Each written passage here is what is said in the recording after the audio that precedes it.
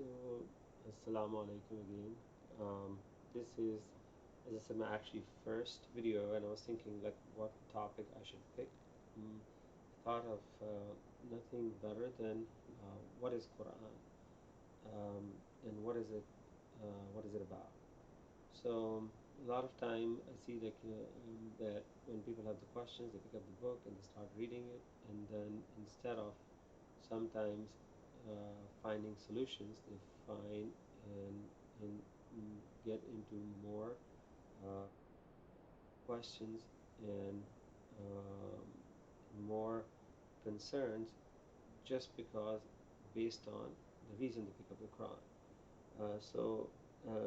Like if you look at the Quran, like if I'm assuming that most of you have seen the Quran, the first chapter, which is basically the first surah, is the Surah Fatiha, which basically um, is the opening chapter for Quran. That's exactly what it means as well. It has multiple meanings, but one of the meanings is the opening.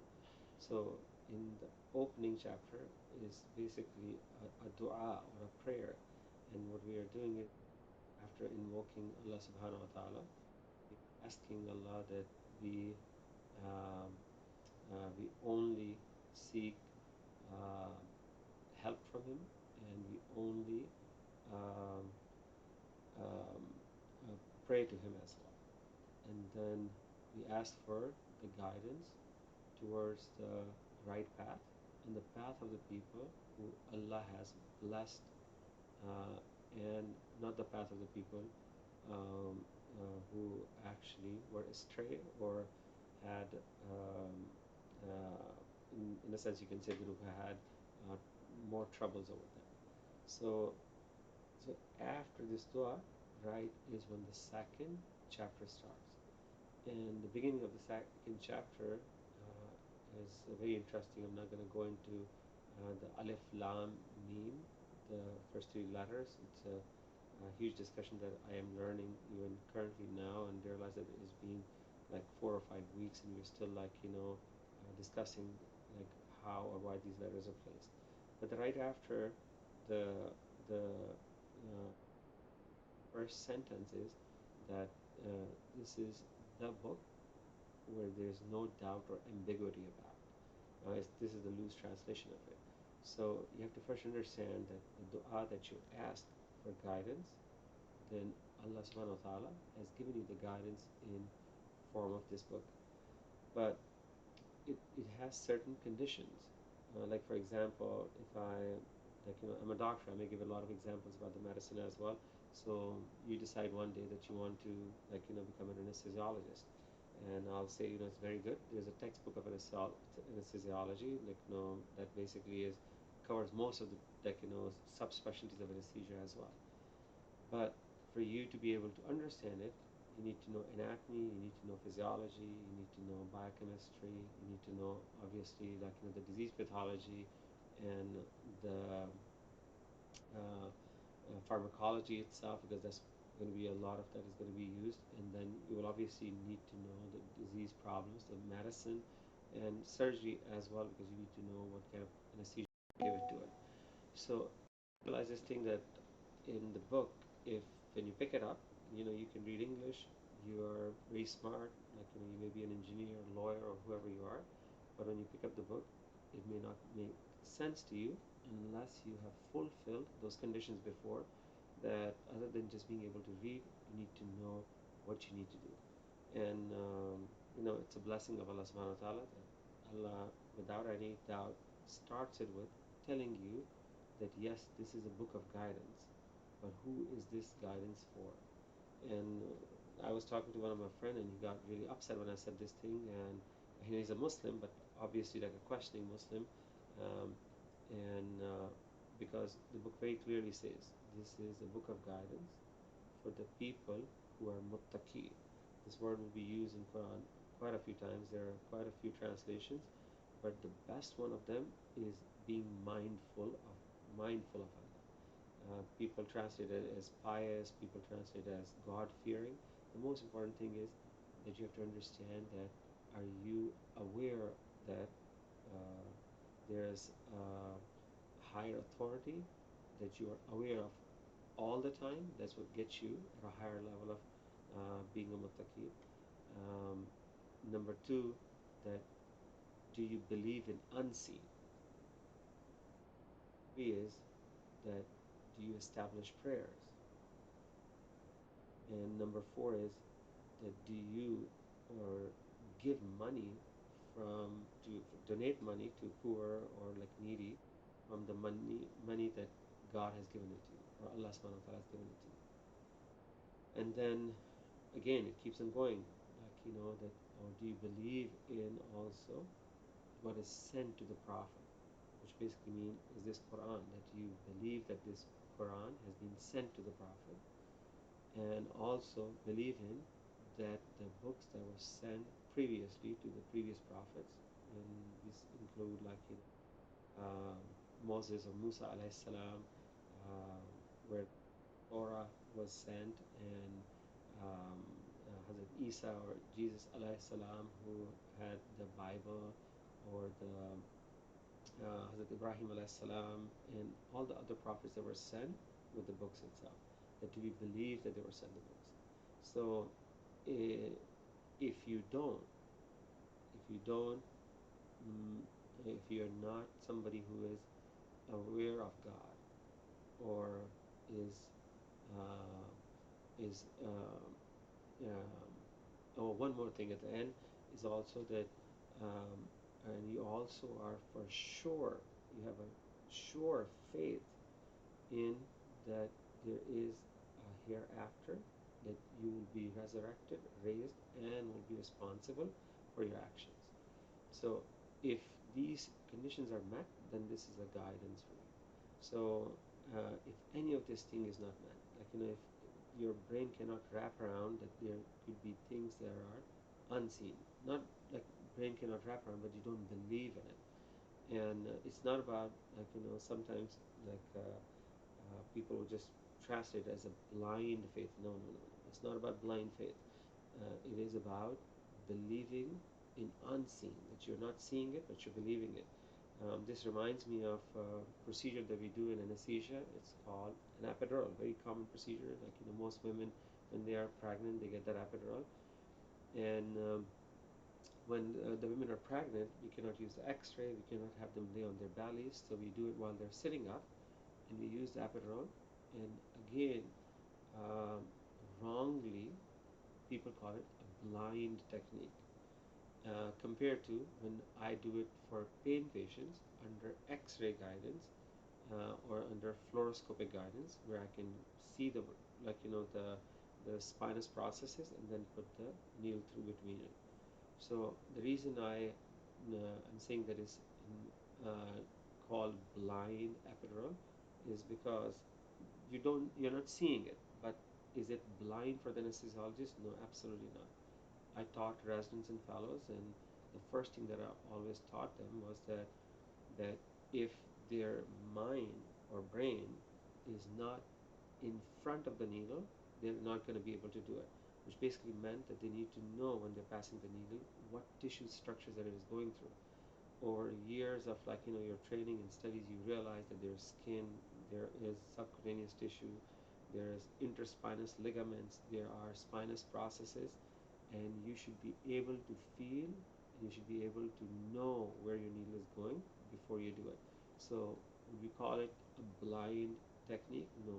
You can call it that, yes, it's an unseen, we're not seeing it with our naked eyes, but yes, we know it from our knowledge that there is a ligament, there is a spinous process, my needle is going to pass through, eventually it's going to go through the ligamentum flavum, and I will feel the loss of resistance, and then I'll get into the epidural space. So this is exactly how, when we talk about believing in unseen, is not the same as having a blind faith. And similarly, like the reason my friend laughed at me was because he said, "Oh, so I have to be establishing the prayers before?"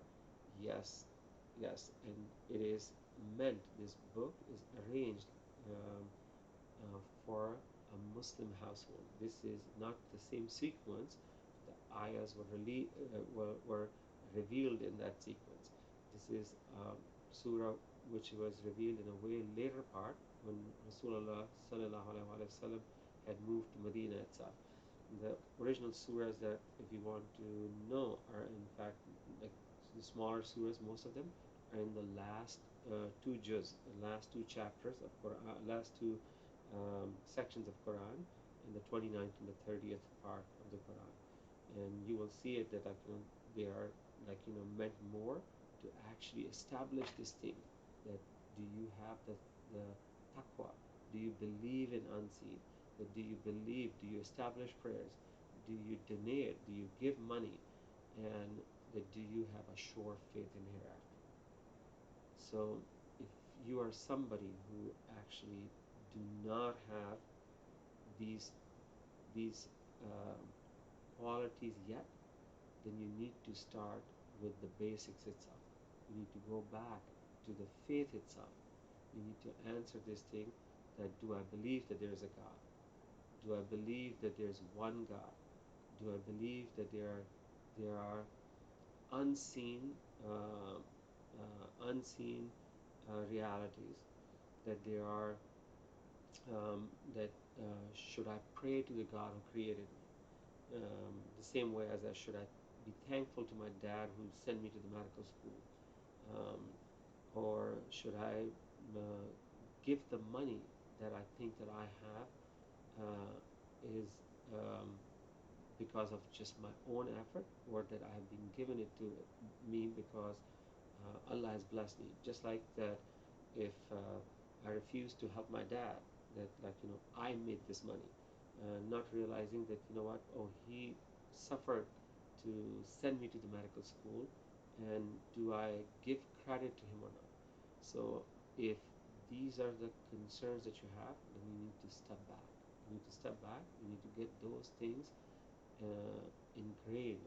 The Muslims who followed the Quran and got the guidance were the ones who were willing to give their life for that faith that they had. Do you have that conviction? Do you have the conviction that you can give your life for, like, for this belief or faith? I'm not saying this thing that, that, like, you will develop it in a day or so, but you need to step back and look at those. And that's where the majority of the Quran comes in, is to establish the faith itself. um, it it is easy, a lot easy, to um, ask somebody to do something when they actually are convinced and they believe in it. For example, when uh, the patient knows that epidural is going to help, if this is the woman who's having the second baby, and she knew the first time she suffered through a lot of pain before she decided to get an epidural, I don't have to convince her the next time. She would come and ask me to get an epidural. I wouldn't have to come and go and tell her. Similarly, when you have to follow an instructions, it is absolutely necessary that do you have the faith. As I said, I can go over and over that why Quran is in the current, like, I'm not an expert, but that's my, like, understanding.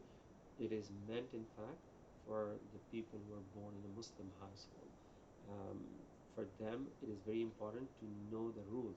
You don't have to go reinvent the wheel. You don't have to go and, like, drink alcohol, see the bad effects. You don't have to go, like, do things that are prohibited until you get to that stage and realize that, oh, now in Quran it says I don't do it. So the first part of the Quran, you will realize more about the Islam. Islam is our obvious actions that you can see. Our actions are like me giving the Shahada, like, the pillars of Islam is Shahada, which you can hear and I will say it and you will know it. Um, um, Salat, the prayer. If I'm doing it, anybody is doing it, you don't have to guess. You can say that he is a Muslim. Somebody who is fasting, you know that, like, if I'm fasting right now, today is the second last Ramadan fast for 1444 or 2023.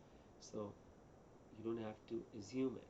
If you know about it, the Muslims fast in month of Ramadan from, like, sunrise to sunset, then you don't have to guess.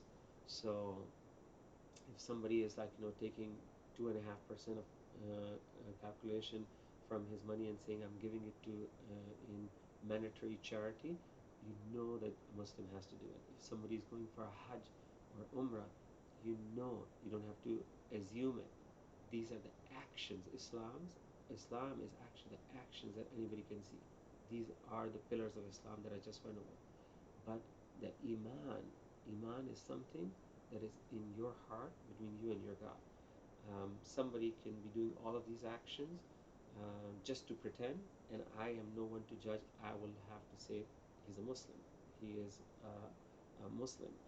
But the faith or the being a moment is a much higher category, and Iman is about believing. Do I believe in one God?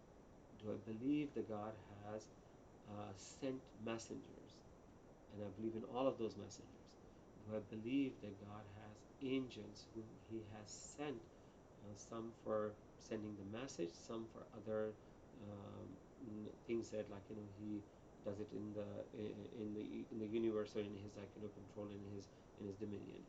Do I believe in this, or do I believe that these books that we read are the message that Allah has revealed to us?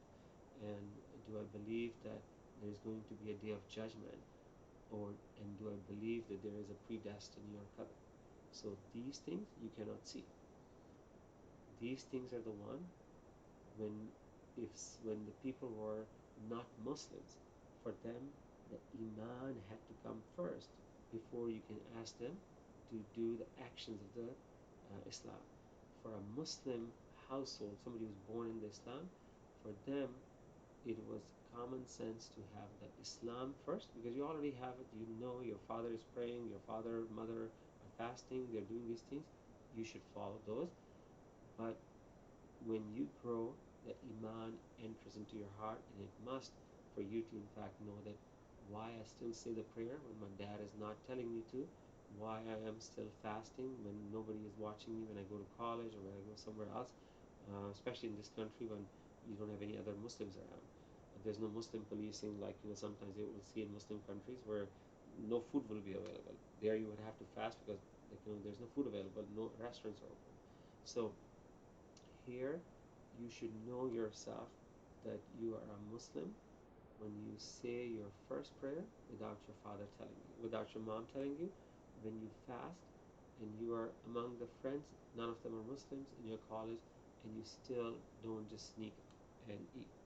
And I'm not saying this thing, I didn't do it. I did it, like, when I was younger. I would sometimes hide underneath the bed and eat it because I was hungry, but I wanted to make sure that all of my cousins and everybody know that I'm fasting with them. But obviously, you understand the point itself. So that's what the Quran is about, and we'll go about more something else in the next topic. I don't want to make it too long.